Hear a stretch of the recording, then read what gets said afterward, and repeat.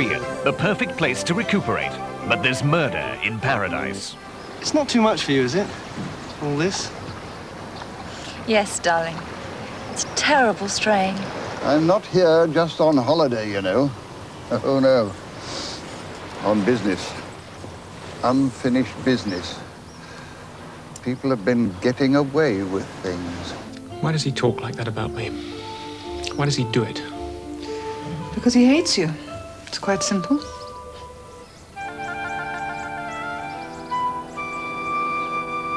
Agatha Christie's Miss Marple, a Caribbean mystery, 7:50 Christmas Day on BBC1. Over on BBC2 now, there's another chance for sports fans to see the Sports Review of the Year, introduced by Desmond Lynham and Steve Ryder. Here on BBC1, Cliff Mitchellmore and Lynette Lithgow report on the latest charity news in Lifeline.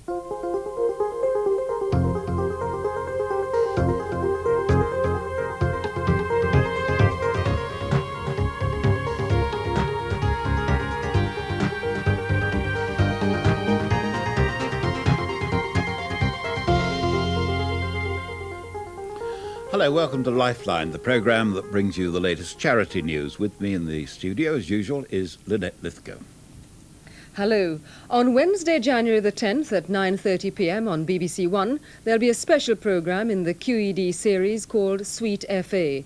It's the life story of a young man who suffers from a rare and little-known disorder of the nervous system, Friedreich's ataxia. Sufferers are born normal but become wheelchair-bound and gradually lose the power of speech. My name is Alan Paredes Jones. I suffer from a rare neurological disease called Friedreich's ataxia, for which there is no known cure. My brother and sister died from the disease at the age of 34. I am 34. I'm now living on borrowed time. Alan, like all those who suffer from Friedreich's ataxia, has to accept the fact that there is very little money available for research, and raising desperately needed funds depends on sufferers and their ability to convince the public to give to a cause that will probably never affect their own families. In memory of Sir Douglas Bader, a fighter pilot who lost both legs in an air crash and then went on to become a war hero, the Royal Air Force Benevolent Fund has set up flying scholarships for disabled people. Applications are invited now from registered disabled people aged between 17 and 40 who live in the United Kingdom. 9 people have already completed their scholarships this year, and the next courses will take place this summer in Florida. It takes 6 weeks to learn to fly, and courses can be arranged at a time to suit the winners. So if you'd like to apply, the closing date is January the 31st, and you write to John Patterson, Flying Scholarships for the Disabled, Building 1108, RAF Fairford, Gloucestershire, GL7 4DL. Finally, in our charity news spot, exactly 1 year ago on Lifeline, Dame Judy Dench appealed on behalf of the Medical Foundation for the Care of Victims of Torture, the only organisation of its kind in Britain. The Lifeline appeal raised over £30,000, which enabled them to appoint 2 full-time doctors and to make emergency relief payments to over 1,000 disabled and distressed patients. Until now, victims have been helped by over 50 health professionals, and the 2 full-time posts mean that a stable, comprehensive programme of care can be maintained despite large increases in the demand for their services. On behalf of the Foundation, thank you for your generosity and support. This month's Lifeline appeal is made by Richard Whitmore on behalf of the Camp Hill Village Trust. Like 1,000 other adults in Britain, Mark was born with severe mental handicap. Dependent on others for support and assistance, he could, in today's fast-moving world, be condemned to an aimless and frustrating existence. But thanks to the Camp Hill Village Trust, Mark is able to live a secure and a fulfilled life. Over 30 years ago, in a rural haven like this one at Newton Dee near Aberdeen, the charity established their first sheltered village, a place where people like Mark, whom society might otherwise neglect, could have the opportunity that we all should have, to live a life full of friendship, activity and purpose. Between the vegetables, what needs doing. I have lots of friends to work with, and it's more enjoyable when I've got friends around. I'm happy here. That first village was so popular that the charity has since built 6 more Camp Hill centres across the UK, with over 1,000 residents. Here at Newton D, 120 villagers share their lives with 40 co-workers and their families. They live in the same homes, they play together, they work together. I think what makes Camp Hill special or different from where other people work with handicapped people is that here in Newton D we live and work together as equals and work towards the upkeep and to making our own living really here in the community together.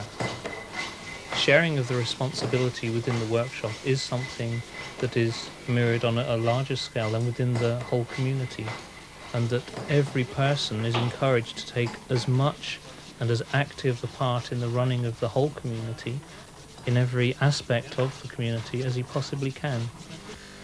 I make handbells, bracelets, cowpoint.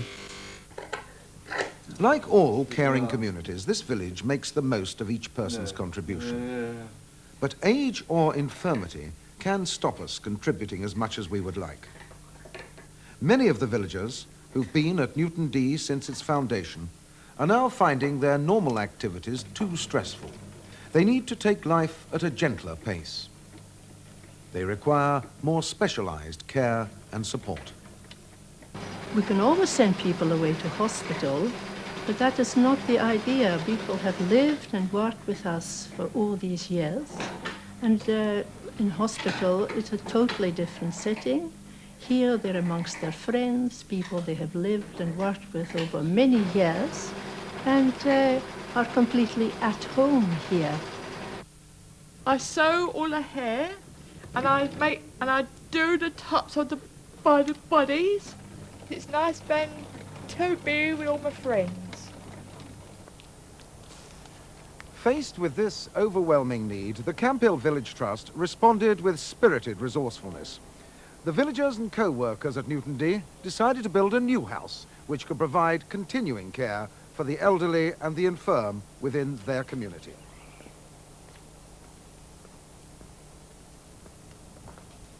Hello, you must be Maggie? Yes, pleased to meet you. Nice to see you. Are you going to show me around? Yes, come in. Thank you. The house has many single bedrooms for privacy. It has special wheelchair facilities, special baths, and a hospital bed and hospital equipment. It's very nice living here. Have you ever thought about whether you want to go anywhere else? No.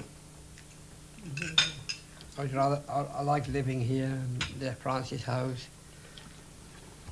And you want to stay here, do you? Yes. The Camp Hill Village Trust built this house to fulfill a desperate need. They've already raised more than 2/3 of the cost, but they still need £80,000, and they need it now. It's £80,000, which means that Mark and future generations of adults from all over the British Isles can continue to live their lives to the full, lives which are secure in the care and friendship they need, and indeed we all deserve. So please help me to help them by giving as much as you can. Thank you. Camp Hill villages are very special places. As Richard said, the need is overwhelming. It's a marvellous idea, and they need £80,000.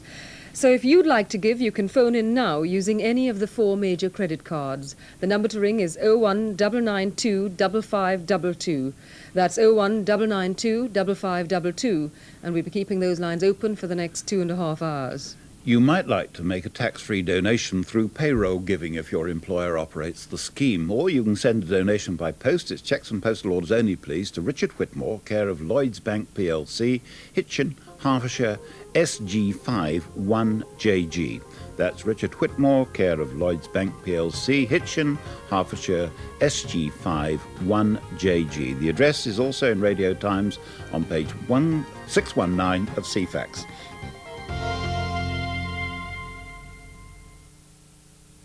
The moment for Ed the Duck's big chance of fame is fast approaching. He and Andy Crane will be along in 15 minutes with Children's BBC, including the pantomime. Before that, here are two cartoons, starting with Good Little Monkeys.